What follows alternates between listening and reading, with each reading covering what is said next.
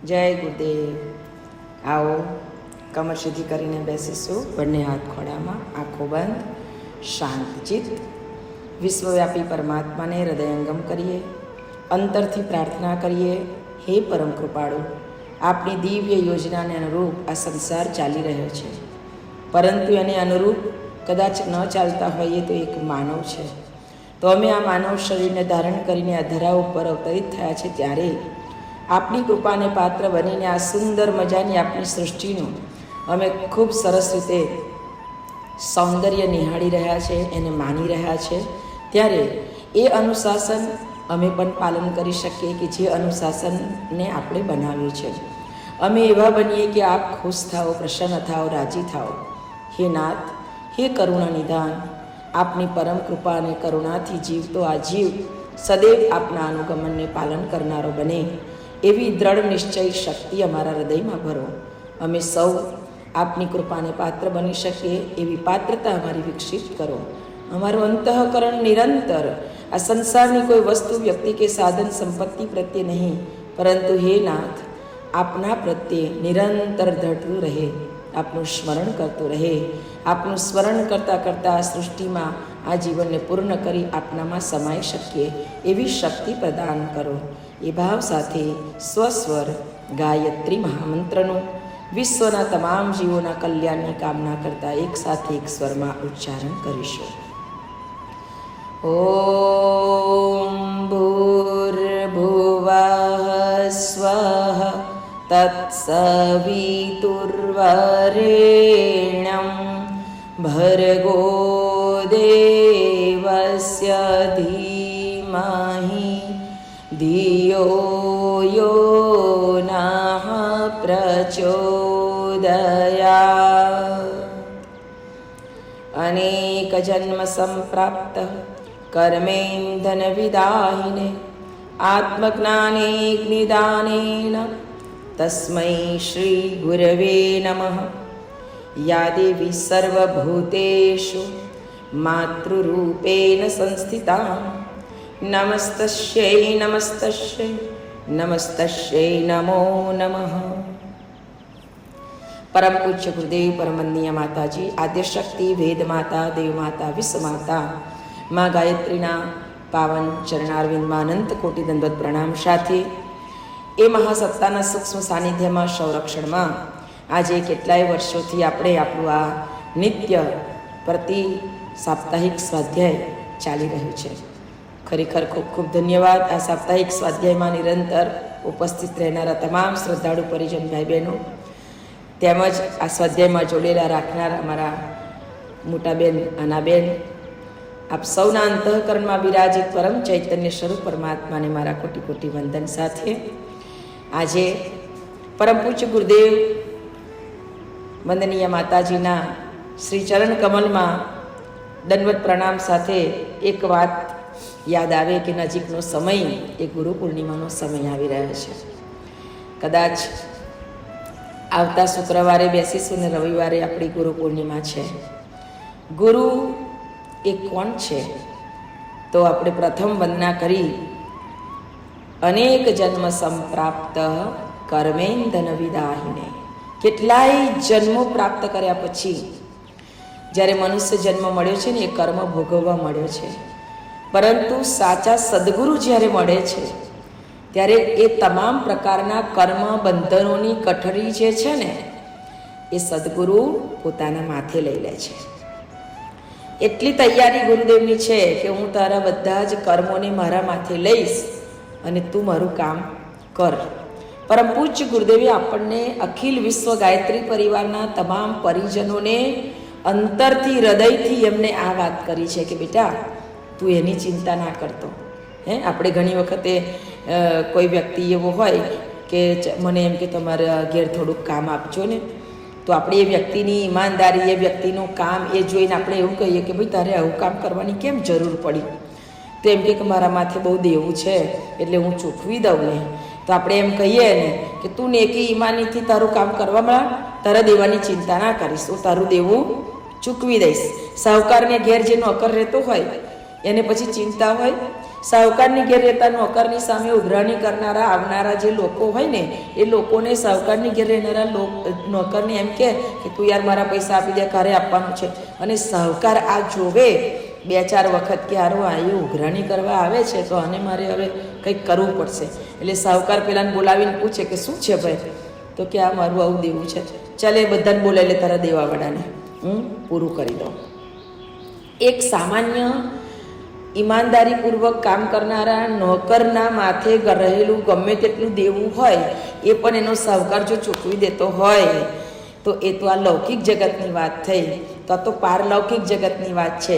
આપણે તો કેટલાય જન્મોજન્મના પોટલા બાંધીને આવેલા છે. અને ગુરુદેવે એમ કીધું છે કે તું જેવો છે તેવો પણ મારી જોડે આવી જા અને મારા કામમાં લાગી જા, હું તારા બધા જ એ પોટલા તારા પૂરા કરી દઈશ. આવું કહેનાર જે હોય ને એ સદગુરુ છે. અને ગુરુદેવે તો કીધું જ છે કે હું તારા બધા જ જે કર્મ છે, તારા જે કંઈ પાપ છે બધા મારી અંદર હું મારા માથે લઈ લઉં છું, તું ખાલી કામ કર. પણ એ કામ કરવામાં આપણી નિખાલસતા હોવી જોઈએ, એ કામ કરવામાં પૂરી ઈમાનદારી હોવી જોઈએ, એ કામ કરવામાં પૂર્ણ રીતે આપણું સમર્પણ હોવું જોઈએ. ત્યારે એ કાર્ય ગુરુદેવ આપણું સંપન્ન કરે છે. કબીરજીના દોહામાં એક કીધું છે કે કબીરા તેરે પુણ્ય કા, કબીરા તેરે પુણ્ય કા જબ તક ભરા ભંડાર, લાખ ગુના તેરા માફ હે કર લે ગુના હજાર. તારા બધા ગુના માફ છે. કબીરજીએ કીધું કે તારા બધા ગુના માફ કરી દઈશ, મારો પુણ્યનો ભંડાર ભરેલો છે. અને એ જ કબીરજીએ પાછા આવીને આપણને એમ કીધું છે કે બેટા તું મારું કામ કરજે, હું તારું કામ કરીશ. એવા સદગુરુ એટલે કીધું કે કર્મેન્ધન વિદાયને, તમામ કર્મોમાંથી આપણા અનેક કર્મો છે, નરકમાં લઈ જાય ને એવા આપણા કર્મો હશે, જાત જાતના કર્મો હશે. મનથી, વાણીથી, વિચારથી, વર્તનથી, વ્યવહારથી આપણે કેટલી રીતે ખોટું કરી દીધું હશે, જાણે અજાણે, ભૂલથી કે શુદ્ધમાં કે બેશુદ્ધમાં. પણ એ બધાય કર્મો આપણા માથે તો લાગે જ, કારણ કે માણસ છે ને એટલે પાછું ક્યારેક એવું થઈ જાય આ તો મારા લીધે જ થયું, આ તો મેં કર્યું. એટલે એ બધું જે અહંકારને લીધે જે આવતું હોય ને એ બધું ગુરુદેવ કહે છે કે બેટા હું તારું બધું ઉતારી દઈશ, હું તારું બધું પાર પાડી દઈશ. અનેક જન્મ સંપ્રાપ્ત કર્મેન્ધન વિદાયને આત્મજ્ઞાન એક નિદાન. પાછું દાન કેવું કરે છે આપણા માટે? તો કે હું તને આત્મજ્ઞાન કરાવીશ. સાચા સદગુરુ આત્મજ્ઞાન કરાવે.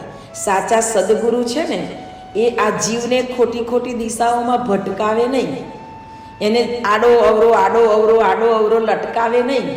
એ સાચો સદગુરુ એને સાચો રસ્તો જ બતાવે કે હું તને આત્મજ્ઞાન કરાવી દઈશ. અને આત્મજ્ઞાન કરાવવા માટે જ પરમ પૂજ્ય ગુરુદેવે આપણને શું બતાવ્યું છે? કેટલી સરસ અને સરળ સાધના બતાવી દીધી. આત્મબોધ અને તત્વબોધ, કેટલી સરળ સાધના બતાવી દીધી. તારે આત્મજ્ઞાન પ્રાપ્ત કરવું હોય ને તો પહેલામાં પહેલું તું જ્યારે ઉઠે ત્યારે તરત તને તત્વબોધ થવો જોઈએ કે હું બેઠો થયો, આ શરીરમાં સંચાર થઈ ગયો, હું ઉઠી ગયો, મને નવું જીવન મળ્યું. એક જ દિવસનું જીવન આપણને મળ્યું છે એવો ભાવ રાખજો. અને આ એક દિવસનું જીવન મારે કેવી રીતે જીવવું જોઈએ એનો વિચાર કરી લેજો. બસ ગુરુદેવે કીધું કે પથારીમાં બેઠા બેઠા જ તમે એ નક્કી કરી લો કે આજે મારે કેટલા સારા કામ કરવા છે અને મારાથી કોઈ ભૂલ ના થાય એ માટે મારે સાવધાન રહેવું છે.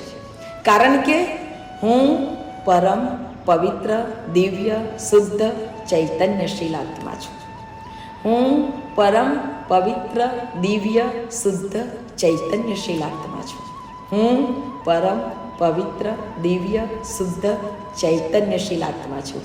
આ આત્મા છું, હું એવો આત્મા છું, પવિત્ર આત્મા છું, પવિત્ર, દિવ્ય, શુદ્ધ, ચૈતન્યશીલ આત્મા છું. આ જ્યારે ભાન થઈ જશે, આ આત્મજ્ઞાન થઈ જશે ત્યારે ગુરુદેવ કહે છે કે બેટા પછી તને આ સંસારમાં કોઈની સાથે ફરિયાદ રહેશે નહીં.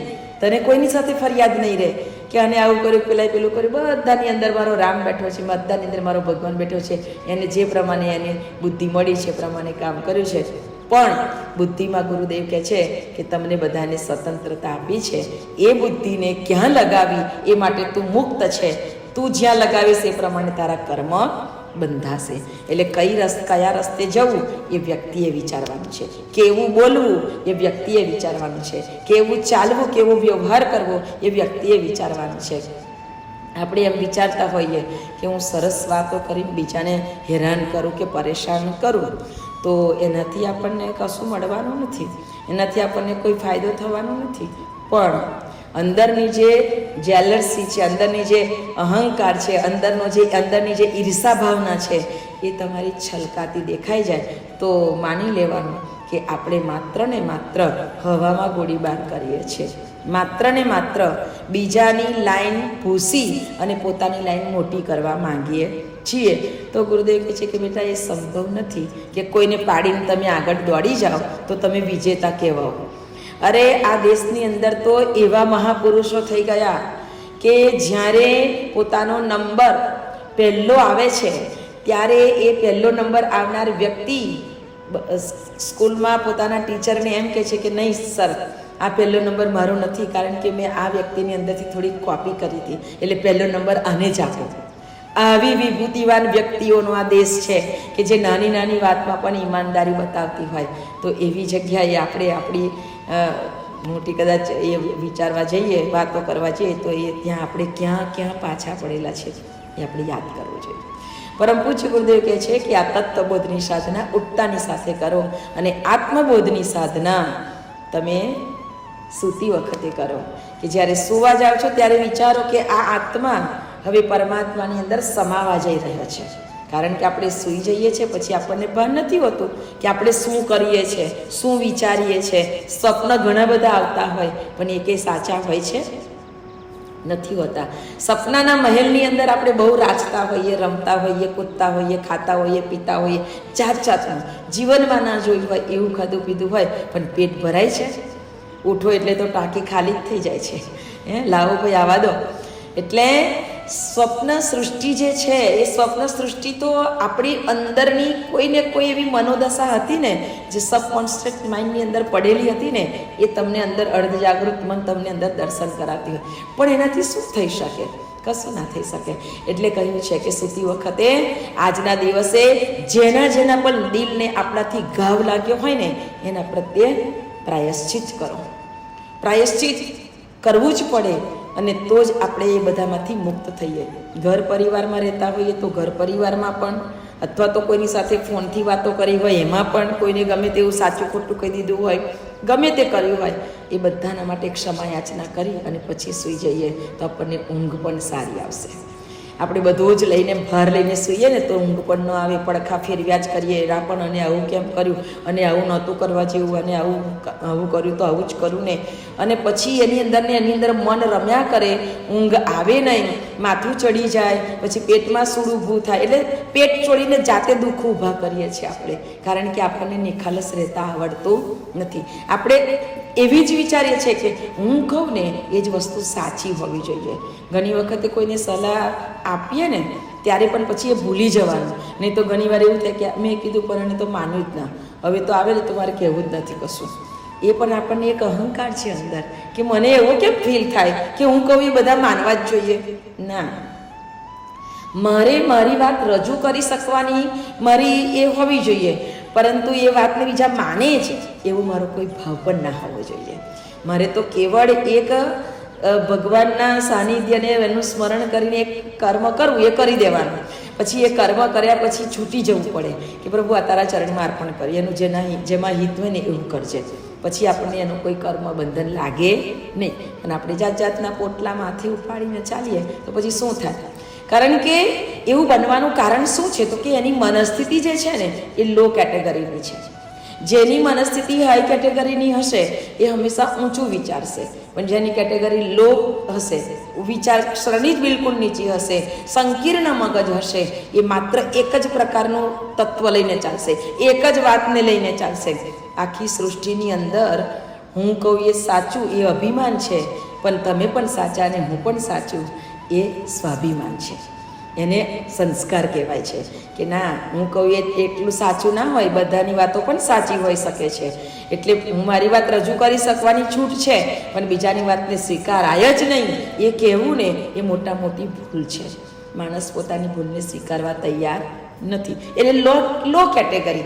જેવી રીતે એક વ્યક્તિ ગાડી લઈને નીકળ્યો, બપોરનો સમય, બળબડતો તાપ, જેવો નદી આવી એટલે બ્રિજ ઉપર એની ગાડી ચડીને અડધા બ્રિજે ગઈ ને ગાડી બંધ થઈ ગઈ. એટલે ઉતરીને જોયું કે શું પ્રોબ્લેમ છે, અંદર મશીનરીમાં તો કંઈ લાગ્યું નહીં. જોયું તો ટાયર પંક્ચર. એટલે હવે એને ટાયર કોઈ દેખાય નહીં, બપોરનો સમય, કાઢવું જ પડે. એને જાતે મથામણ કરી ટાયર કાઢ્યું, બીજું એક્સ્ટ્રા ટાયર હતું તે લગાડ્યું. બોલ્ટ ફિટ કરવા માટે એને ટાયર લગાડી અને બોલ્ટ ફિટ કરવા માટે પેલા બ્રિજની પારી ઉપર એને બોલ્ટ મૂકેલા ને કાઢીને એ આમ બેઠો બેઠો લેવા ગયો અને બોલ્ટ પડી ગયા નદીમાં. બધા બોલ્ટ નદીમાં પડી ગયા. હવે શું કરવું? હવે તો એવો ગૂંચાયો ને એટલો અકળાવા માંડ્યો કે હવે હવે કરવાનું શું? અહીંયા કશું જ દેખાતું નથી. એટલામાં એક માણસને આવતા જોયું. આ માણસને આવતા જોયું ને એટલે એને થયું હવે આ એકલો ચાલતો લગર વગર આવે છે, એની જોડે તો આપણે કોઈ વાત કરવાનો મતલબ જ નથી. પણ છતાંય પેલો માણસ નજીક આવે છે એટલે એ માણસે પૂછ્યું, આ માણસાઈ છે કે ભાઈ શું થયું, કેમ ગૂંચવાવ છો? એટલે પેલા ભાઈએ કીધું આ મારા ટાયરને પંક્ચર થયું, ટાયર બદલતો તો બોલ્ટ લેવા ગયો ને બોલ્ટ નદીમાં પડી ગયા. એમ કે હવે શું કરું? હવે આ મારા માથે જ આવી નવી આપત્તિઓ આવ્યા કરે છે કે ભગવાન મને જઈ હોય ને તે દુઃખમાં જ નાખે છે. જ્યારે હોય ત્યારે મારે જ એમ કે અકળાવાનું થાય ને ગૂંચાવાનું થાય. હવે શું કરું? પેલા ભાઈએ કીધું કે ચિંતા ના કરો, તમારા બીજા 3 ટાયરની અંદર 4 બોલ્ટ છે ને, એવું કરો કે એમાં બધામાંથી એક બોલ્ટ કાઢી લો. એ 3માંથી એક બોલ્ટ કાઢી લો અને આ ટાયર ફિટ કરી દો. અહીંયાથી 2 જ કિલોમીટર જશો ને એટલે તમને આ ગેરેજવાળો મળી જશે. એમ કે એ ગેરેજમાં તમે સરસ કરાવી દેજો. એટલે પેલો કે વિચાર કરવા માંડ્યો કે હું ક્યારનો વિચાર્યા કરું છું કે હવે મારે શું કરવું, ભગવાનને દોષ દીધા કરું છું કે હવે મારા માથે જ આવું આવે તેવું આવે. અને આ લગર વગર ચાલતો માણસ એમ કે મને એક સેકન્ડમાં એમ કે સલાહ આપી દીધી અને રસ્તો બતાવી દીધો. એટલે પેલાને એમ થયું કે આ ખરું કહેવાય એમ કે. એટલે એને બોલાવે છે કે ભાઈ તમને આવો વિચાર કેવી રીતે આવ્યો? હું ક્યારનો મથું છું, મને કોઈ વિચાર એવો ના આવે, તમને કેમ આવ્યો? તો પેલા ભાઈએ કીધું કે તમે છે ને જે દુઃખ છે ને એને જ યાદ કર્યા કરો છો. જ્યારે મેં તમારી પરિસ્થિતિ જોઈ એટલે એનો વિચાર કર્યો કે હવે આને કેવી રીતે સુધારાય અને કેવી રીતે સુલે કરી શકાય. એટલે મેં એનો વિચાર કર્યો એટલે મને ભગવાને એ વિચાર આપ્યો. તમે પેલો જ વિચાર કર્યા કરો એટલે તમને કોઈ વિચાર જ ના આવે. દુઃખી મન હોય ને ત્યારે શાંતિથી બેસી જવાનું, ઊંડા લાંબા શ્વાસ લેવાના, થોડીક વાર મનને શાંત કરી દેવાનું. હે પ્રભુ હવે મને રસ્તો બતાવો. તો આપણને જરૂર રસ્તો મળી જાય. પણ આપણે ગભરાઈ જઈએ, આપણે બીજી બધી વાતો વિચારવા માંડીએ એટલે પછી આપણને કોઈ રસ્તો મળે નહીં. વિચાર ઊંચા રાખો, વિચાર સારા રાખો. એક ભાઈ એક પાર્ટીમાં જતા હતા ને, એટલા સરસ સૂટ બૂટ તૈયાર થઈને નીકળ્યા અને જેવા ગાડી એમની પાર્ક કરેલી હતી ત્યાં જતા હતા. ગાડી ત્યાં જ પાર્ક કરેલી હોય કે જ્યાં પાછા ઝાડવા પણ હોય, બરાબર? તો ઝાડવા ઉપરથી એક પક્ષી ચરક્યું એની ઉપર. હવે એટલો સરસ તૈયાર થઈને નીકળ્યો હતો અને પક્ષી ચરક્યું એટલે એને ઉપર જોયું તો કીધું કે હે ભગવાન કેટલો દયાળુ છે. સારું થયું કે ગાય કે ભેંસોને પાંખો નથી, નહીં તો એ ઉપર ઉડતા હોત ને પોદરો પાડ્યો હોત. તો વિચાર કરો કે જેને સારું જ વિચારવું છે ને એ ગમે તેવી પરિસ્થિતિમાં સારું વિચારી દે. પણ જેની કેટેગરી જ લો છે એ લો જ વિચારે. એક કાકા એમની ઉંમર થયેલી એટલે એમને વિચાર કર્યો કે બેન એમ કે અમે અમારા ઘરમાં હવે દાદા એમ તો બીમાર છે, હરતા ફરતા છે, બધું છે, પણ થોડી હવે એમની ઉંમરે થઈ અને અશક્ત ખરા. એટલે અમારી ઈચ્છા છે કે તમે એક સરસ યજ્ઞ કરી દો અને એક સત્યનારાયણની કથા કરી દો. તો અમે કીધું સારું. એટલે અમારી ટીમ ગઈ દાદાના ઘરે, સરસ યજ્ઞ કર્યો, કથા કરી. દાદા પોતાના પલંગમાં સૂતા સૂતા સાંભળ્યું પણ ખરું અને આમ ખુશ થાય દાદા. એમના મોઢા ઉપર જ એની આનંદની લહેરીઓ દેખાય આપણને. એટલા બધા પ્રસન્ન થયા અને યજ્ઞમાં આહુતિ અપાઈ. દાદાના માટે સ્વાસ્થ્ય સંરક્ષણ માટે પણ આહુતિ અપાઈ કે હે ભગવાન આપણી જિંદગીમાં આવ્યા છે, જેનો જન્મ છે એનું મૃત્યુ નિશ્ચિત છે, પણ દાદા જે સફર કરવાના હતા એટલે કે જે દુઃખો પીડા કષ્ટો સહન કરવાના હતા એ તમે મુક્તિ આપજો અને તેમને સરસ રીતે તમારા ધામમાં લેજો. એમના માટે પણ મહામૃત્યુંજય મંત્રની આહુતિ અપાઈ. ભગવાન સત્યનારાયણની કથા થઈ. દાદાએ કથા સાંભળી અને પ્રસાદ લીધો.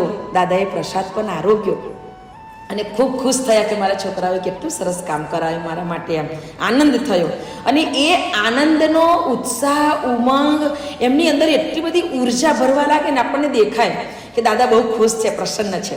પછી દાદાએ કીધું કે થોડા ભજન પણ કરો ને, એટલે અમે થોડા ભજન પણ ગાયા, 2-4 ભજન ગાયા. એટલે દાદાને બહુ જ આનંદ થઈ ગયો. દાદા પણ આમ તાળીઓ પાડવા માંડ્યા. અને થોડા સમય પછી એટલે કે અમે તો બધું આ પૂરું કરીને આવ્યા અને લગભગ 10 દિવસ થયા હશે અને ભાઈએ સમાચાર મોકલ્યા કે બેન દાદા ધામમાં ગયા.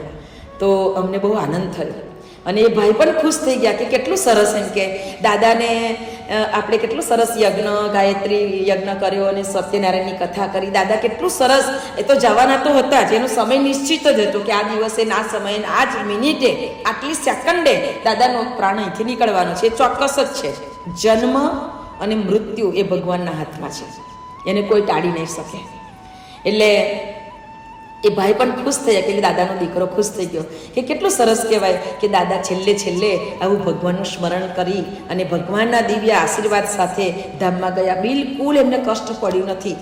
તો મેં કીધું કે બરાબર છે, છેલ્લે આવું સ્મરણ થતું જાય અને તમે જવાના છેલ્લા સમયના અંત સમયે તમારી આંખોથી, તમારા કાનથી જે કાંઈ દર્શન કરો, શ્રવણ કરો, એ બધું જ અંતરાત્માને અતિ પ્રસન્ન કરે છે. અને પ્રસન્ન અંતરાત્મા એ બધું સ્મરણ કરતો રહે છે, અંતરથી સ્મરણ થતું રહે છે. એ જે આપણે કર્યું હોય ને તેનું, એટલે કીધું છે કે વારંવાર ભગવાનનું સ્મરણ કર્યા કરો, વારંવાર એનું સ્મરણ કરતા, કામ કરતાં પણ એનું સ્મરણ કરો. એવું કેમ કીધું છે કે એ સ્મરણ હશે ને તો અણીના સમયે પણ આપણને સ્મરણ યાદ આવશે. જેનું સ્મરણ કરીએ એ સ્મરણ આપણને યાદ આવશે.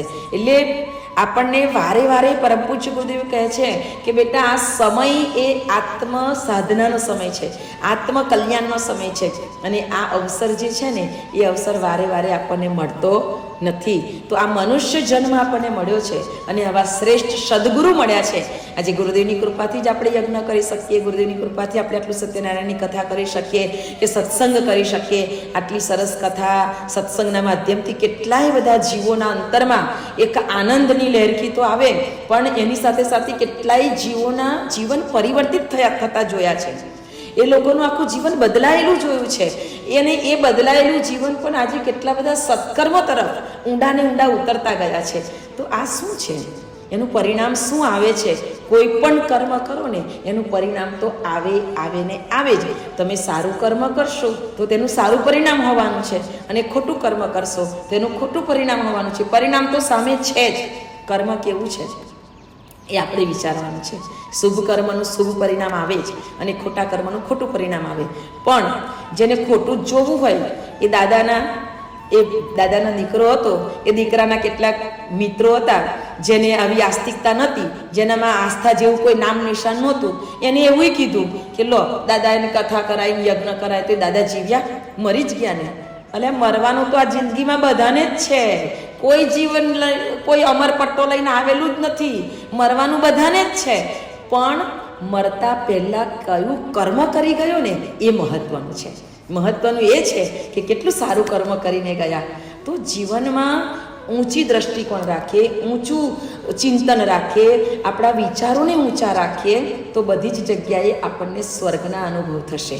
પણ આપણે દ્રષ્ટિકોણ નીચો હોય, વિચારસરણી નીચી હોય, લો કેટેગરીના માણસનું વિચિંતન હોય તો પછી આપણે ક્યારેય ઉપર ન ઉઠી શકીએ, એને ભગવાન પણ ન બચાવી શકીએ. કારણ કે જ્યાં જાય ત્યાં એનું ચિંતન એ જ પ્રકારનું હશે. આપણી ભાવ સૃષ્ટિ જે છે ને એ બહુ ઊંચી બનાવવાની જરૂર છે. પરમ પૂજ્ય ગુરુદેવે આપણને એ કહ્યું છે કે 21મી સદીનું ગંગા અવતરણ એટલે ભાવ સંવેદનાની ગંગોત્રી. આપણી ભાવ સંવેદનાને એટલી ઊંચી બનાવવાની છે કે વાત ના પૂછો. અને એ અમે જોયું છે અમારા જગદીશ મામાની સાથે. અમે ઘણી વખતે યજ્ઞમાં, દીપ યજ્ઞમાં જતા હોઈએ ને ત્યારે એમનું જે કામ હોય ને એ બહુ જ ઊંચું હોય.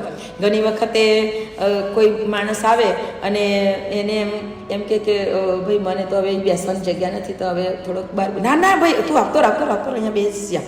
એ પોતે ઊભા રહી જાય અથવા એ પોતે બહાર નીકળી જાય, પણ પેલાને સરસ રીતે બેસાડી દે. યજ્ઞમાં અહીંયા જગ્યા નથી એટલે ના તું આવતો.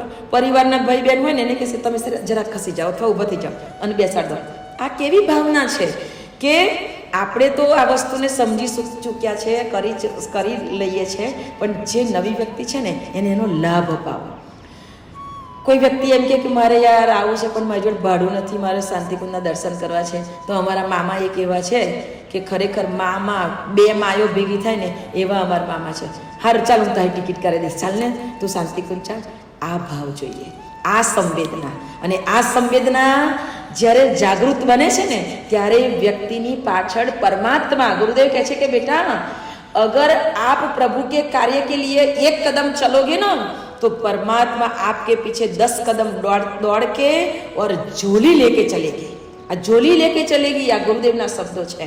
અને ખરેખર આજે આ જે કાર્ય પણ અમે પણ કરી રહ્યા છે ને એની પણ અમને એવી બધી અનુભૂતિ છે કે ખરેખર ભગવાન જાને ઝોલી લઈને ફરે છે.